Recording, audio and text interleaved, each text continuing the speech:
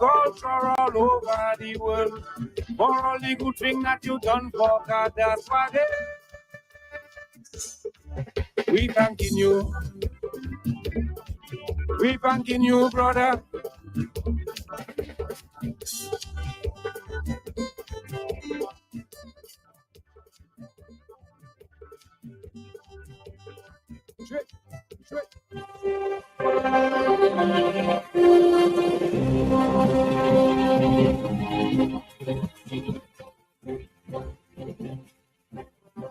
Q, top of the hour news. As it happens, when it happens, wherever it happens. Local, regional, and global. Only on Q95, the big station. Q95DA.com. Right on, Q.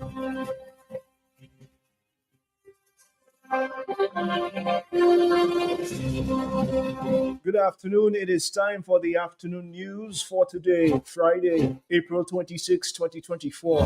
Top of the hour news. I am Richie Farrell in the headlines. Financial economist and UWP leader Dr. Thompson Fontaine reiterated his commitment to help UWP candidates and members win public office and ensuring that their actions align with the best interests of Dominicans. St. Kitts and Nevis Prime Minister Dr. Terence Drew addressed the urgency of tackling firearm violence as a public health crisis at the 68th Annual Health Research Conference in St. Lucia. And recently, retired President of the International Court of Justice ICJ, Miss Joan Donoghue, spoke to BBC Heart Talk host Stephen Saker about the case of genocide brought to the ICJ by South Africa against Israel. The news brought to you with the very kind compliments of Courts Dominica Limited. Top of the hour news. More details coming up. When it happens, wherever it happens. Local, regional. Attention tout le monde, Courts. Yatil, April 26th, 7:30 a.m. to 5 p.m. April 27th, 8 a.m. to 12 p.m. Courts, warehousing for Kole. Mamma mia, bien messieurs, mesdames. Sale on furniture, major whites, hardware, decor, more. Everything must go. Tout bagay obligé. Welcome back. Here's what's making news. During the Workers' Voice program on Thursday, 25th April 2024, Dr. Thompson Fontaine, leader of the United Workers' Party, reiterated his steadfast commitment to supporting the party and its members in their journey to attain public office, emphasizing that their efforts will be in the best interest of the Dominican people. He affirmed that under his leadership, the United Workers' Party will maintain respect for individuals from all political backgrounds and affiliations. Dr. Fontaine emphasized the significance of fostering a culture of mutual respect and understanding, expressing his disapproval of intolerance among political entities. So this thing that people feel that, you have to deal with, persons who don't support the party in one way. No.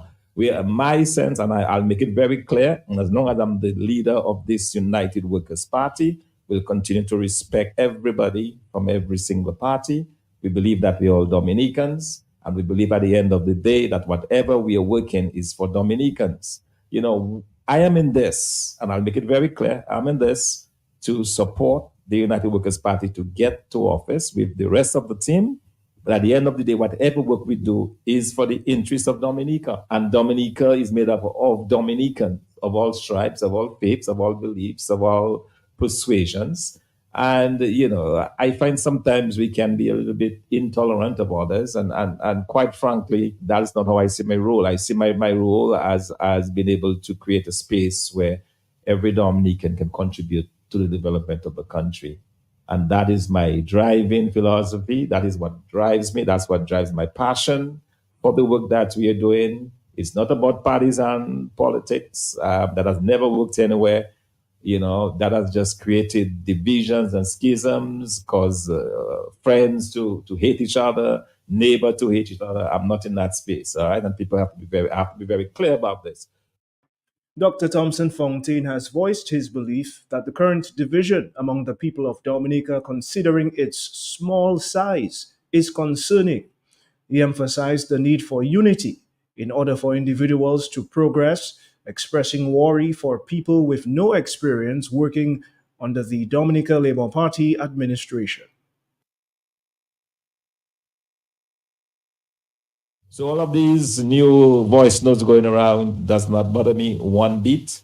I firmly believe that we are too small a country to be divided the way we are, and we certainly need to really move forward as one. Having said that, I've always been concerned, and what drives my philosophy as well is the welfare of the workers, all right, the welfare of the members of our party. That is one of the things that when I became party leader, I was very much concerned about the way our members have been treated. A number of our party members have not worked under this regime. A number of them has been discriminated against. They have been denied promotions. A number of them just cannot get jobs, because of their political dissuasion. And I know that there were scores and scores, hundreds and hundreds of United Workers' Party supporters who have suffered at the hands of this regime. There's no question about it. We know them. We're aware of those individuals. And it's for these individuals that we are fighting. And even while as a party in opposition, what moves me equally is to look out for the welfare of the members of the United Workers' Party.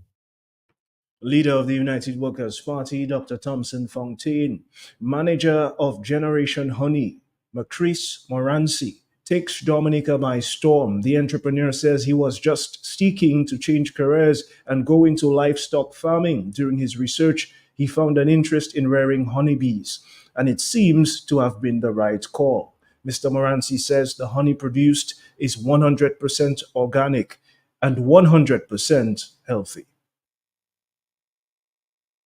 It was like a niche market, not too much individuals was in that business. So I got a liking to it. It's a unique product, only bees can produce it. And it cannot spoil like other products on the shelf. You'll find it's very healthy. Manager of Generation Honey, Macris Moranci. Kevin A. Francis, chair of the 65th Anniversary Committee for JCI Dominica, is encouraging young persons to get in touch with the Junior Chamber International and become a member. Mr. Francis says opportunities exist for young persons to develop effective social and career skills, which will ensure they make a productive contribution to the advancement of Dominican society. There's several unofficial channels. And when I say unofficial, I mean when you see us everywhere, because we have a list of activities that we've been doing. We've been doing community service. We've been doing beach cleanups. We've been doing Read With Me program, which is, I'm not too sure if Madam President mentioned it, but the Read With Me program being, one of our flagship events where we get into the schools to speak to some of the younger kids and read stories to them and get them excited about literacy and learning. And, those unofficial channels to me is some of the best ways that we've been able to recruit some of these people, some of these younger persons, the same age group we're talking about, up to 40. We've been able to do several different car washes, and you'll be surprised the amount of people who you step up to you and it's like, hey, what are you all doing? Like, what is this group? How can I engage? What's going on? So I think just as much as, we have these programs like our recruitment committee and all these other recruitment tasks that we have, I think our biggest marketing tool is really being out into the public and meeting people where they are. Kevin A. Francis, the chair of the 65th Anniversary Committee for JCI Dominica. The Commonwealth marks its 75th anniversary today, highlighting decades of unity and advancement. Originally comprised of 8 nations and now expanded to 56, the Commonwealth spans 5 continents, representing a substantial portion of the world's population. Ms. Patricia Scotland, Secretary General of the Commonwealth, emphasized the collective strength amidst global challenges.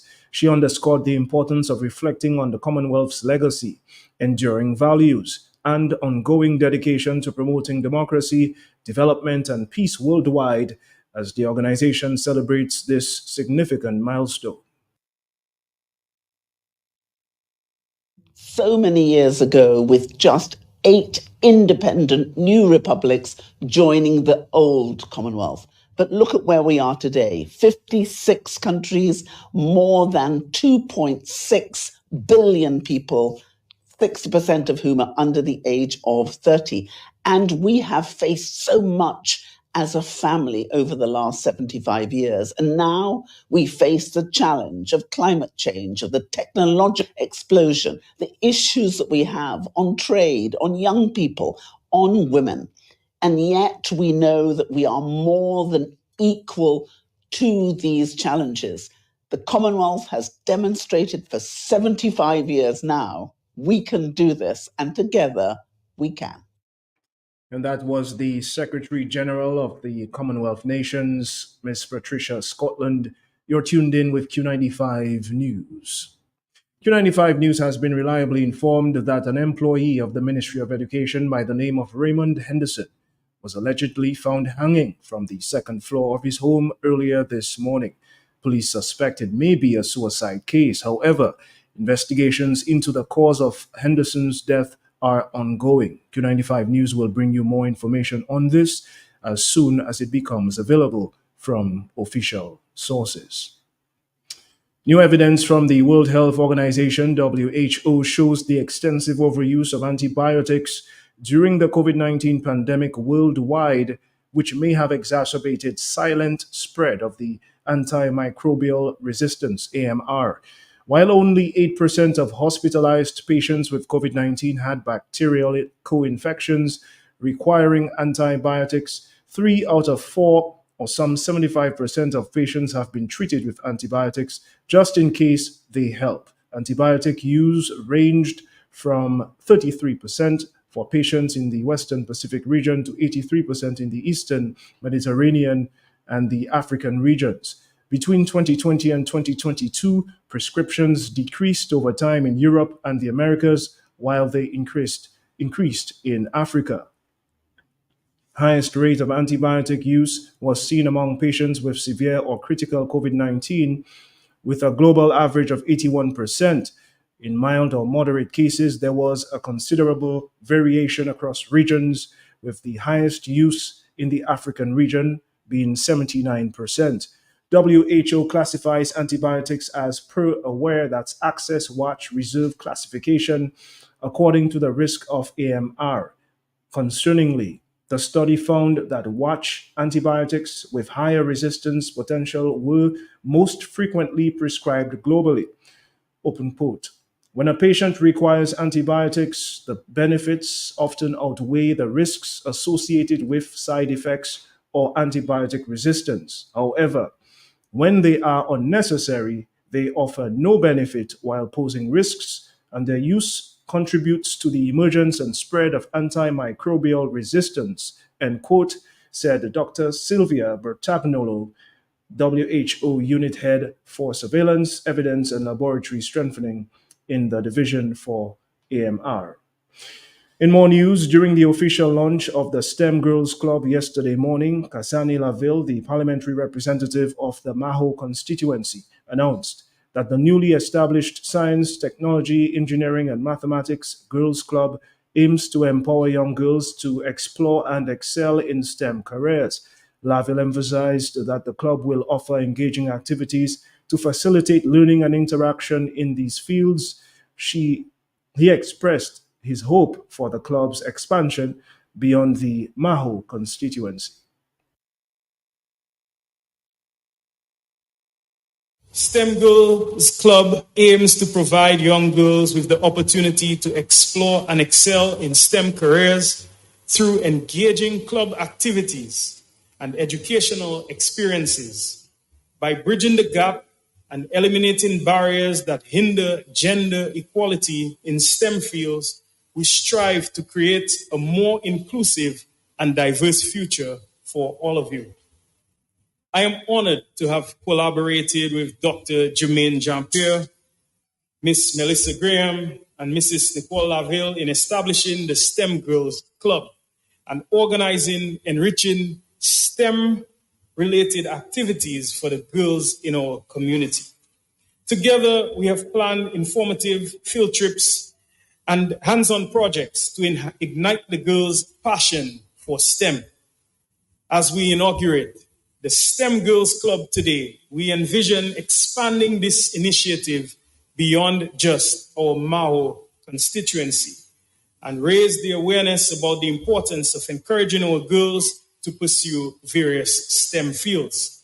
This is a unique opportunity for young girls to unlock their potential, to broaden their horizons and contribute to the ever-evolving world of science and technology. And that was Kasani Laville, Minister of Health and the parliamentary representative of the Maho constituency.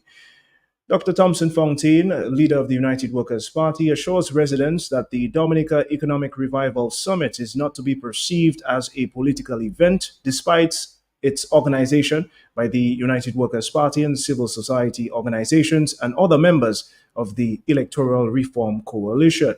He emphasized that the state of Dominica's economy concerns everyone, as its performance affects all citizens. Dr. Fontaine stressed that while diverse perspectives may exist, the summit should not be labeled as political. So, while this is being organized by the United Workers' Party and the Electoral Reform Coalition, it should not be viewed necessarily as a political thing. I believe you'll all agree with me that the economy is everybody's business. If our economy is prosperous and making money for everybody, everybody is happy and satisfied. If it is failing, it impacts every single person. So I do not want us to think that it is because we may be of a different political persuasion that should be an excuse not to participate. We welcome the participation by every single Dominican who has a contribution to make. We are planning for the future of our country. We are planning for a future that is sustainable because, as all of you are well aware, we are in the very final stages, it would seem, with regards to our CBI revenues. And now is the time for us to plan very seriously on the way forward. So again, the conference is on the 4th to the 6th. Our awards dinner will be having a small fee of just $250 for the dinner, but the conference itself will be free of charge for those who are willing and those who will be participating. Dr. Fontaine emphasized that he aims to ensure that the summit is not merely a discussion forum. He highlighted the importance of strategic planning as the cornerstone of any viable initiatives that are sustainable. Let me also add, and I'm sure that I want to address this concern even before I hand over to the representative from the ARC. I also want to stress that this is not just a talk shop. It is not just talking, but I think it is very important for us to plan, because you'll all agree that when you fail to plan, that is a guarantee of failure. And so we will be planning, we'll be taking those plans seriously. As you know, we are well poised for political change in this country. So when that happens, we'll be well prepared to move forward seamlessly with those plans to make Dominica a better place and to really build this economy. I would also like to add that this particular economic forum will be the start or will be the prelude to another all-important forum, which will be an entrepreneurship forum, where we will focus on the hundreds, I believe, Dominicans who are already doing things, already producing, already manufacturing. They have small-scale industries. Some people are drying fish, and some people are making sauces. Some people are involved in the honey business. There are scores of these types of businesses that are operating right now on a very small scale. The idea would be to give them some exposure. The idea would be to explore avenues for them to be able to increase their sales regionally and also upscale their businesses. So that's a very important offshoot. UWP leader Dr. Thompson Fontaine. In other news, Prime Minister of St. Kitts and Nevis, Dr. Terence Drew, delivered a compelling address during the 68th Annual Health Research Conference hosted by the Caribbean Public Health Agency, CARPHA, in St. Lucia on April 25, 2024, highlighting the pressing need to address firearm violence as a critical public health issue in the Caribbean region. While there, Prime Minister Drew joined the Honorable Philip J. Pierre, Prime Minister of St. Lucia, as part of a panel discussion on violence in the Caribbean, a public health crisis. In his address, Prime Minister Drew underscored the devastating impact of firearm violence on Caribbean societies, emphasizing its role in fueling crime, exacerbating conflict, and undermining the rule of law. This is Q95 News. Joan Donoghue, who has just retired as president of the International Court of Justice, ICJ, spoke to BBC's Hard Talk's Stephen Sakur about the case brought by South Africa to the ICJ over alleged violations of genocide convention by Israel. Ms. Donoghue explained that the court decided the Palestinians had a plausible right to be protected from genocide and that South Africa had the right to present that claim in the court.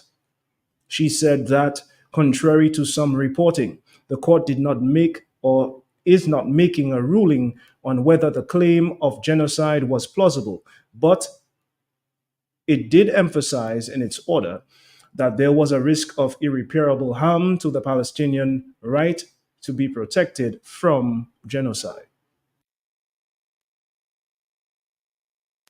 You know, I'm glad I have a chance to address that because the court's test for deciding whether to impose measures uses the idea of plausibility, but the test is the plausibility of the rights that are asserted by the applicant, in this case, South Africa.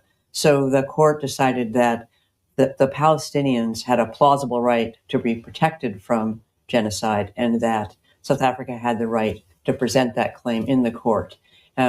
It then looked at the facts as well, but it did not decide, and this is something where I'm correcting what's often said in the media, it didn't decide that the claim of genocide was plausible. It did emphasize in the order that there was a risk of irreparable harm to the Palestinian right to be protected from genocide. But the shorthand that often appears, which is that there's a plausible case of genocide, isn't what the court decided.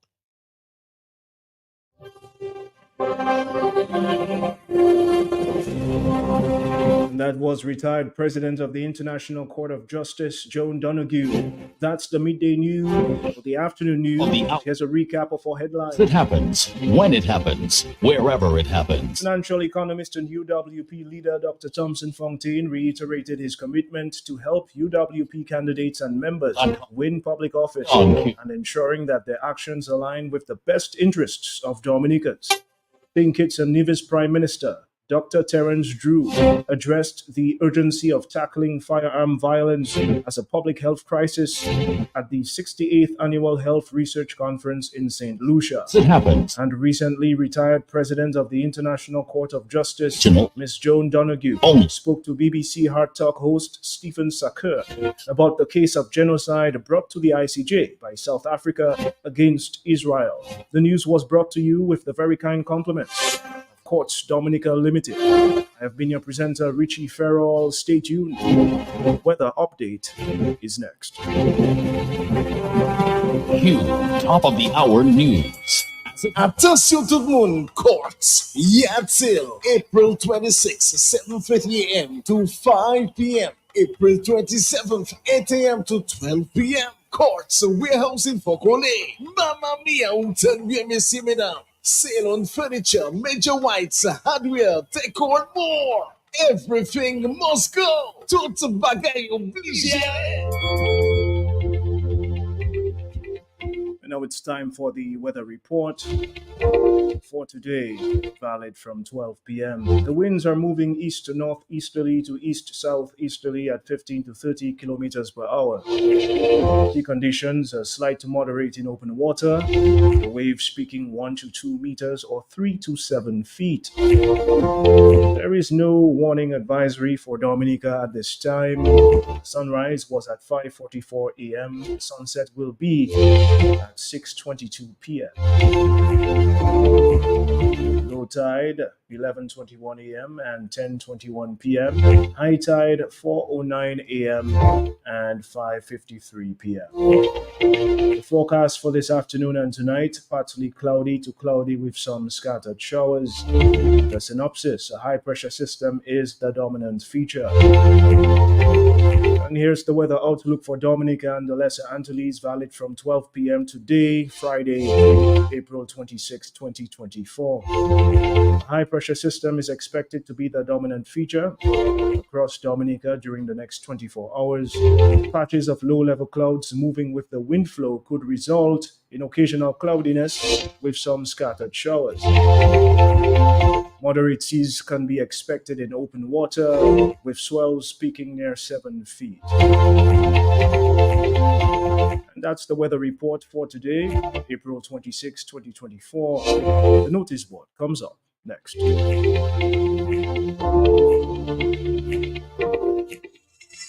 not be afraid of what the future brings.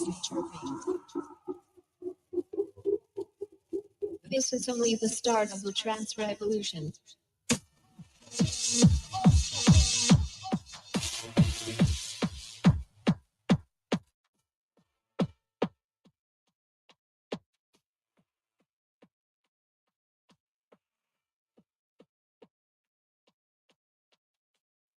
Reference is made to the 48 days amnesty on the payment of late fees offered by the Dominica Social Security, which ended on 12 April 2024.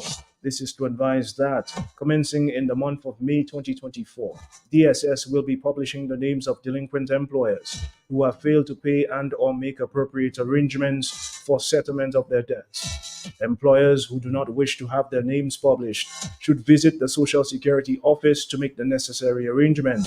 Failure to do so, employers will have their names be included on the list to be published. All concerned are asked to take note and to be guided accordingly. That concludes the notice board for this afternoon. I've been your presenter, Richie Farrell, with the Q95 News team, wishing you a pleasant afternoon.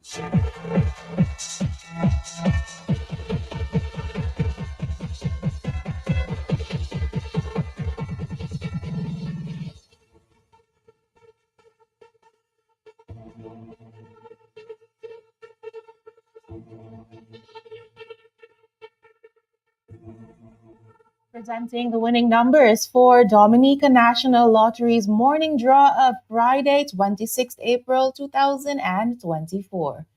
The daily 3 morning draw winning numbers are 4, 4, and 3. The multi-X ball selected was 5X, and there were 14 winners. The big 4 with multi-X morning draw winning numbers are 2, 6,